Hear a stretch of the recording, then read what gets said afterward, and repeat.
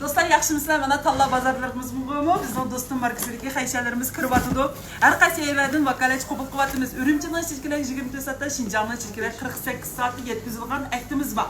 Lekin Martin kelganda havo isib ketganlik sababli Shinjongning ba'zi yerlariga berib qo'ygan mallarimiz erib ketyapti. Shunga biz har qaysi yerlardan vakalat qabul qilyapmiz. Sizga biz tor orqali setibmiz, sizning uyingizga kelib malni akitadi. Shu darajada sizmi pul topsiz, menmi pul topman. Xotirjam bo'ling, mal besilib qolarmi, setilmay qolarmi degandan hargiz ansirmang. Navada mallarınla setilmay qolsa biz o'zimiz qaytarib olamiz. Undan boshqa avtoshi vakalatchilik haqqi deganlarni qabul qilmaymiz. Xotirjam bo'linglar, bizim ishlar chorchilarni elitin mal turgizib bo'ldi.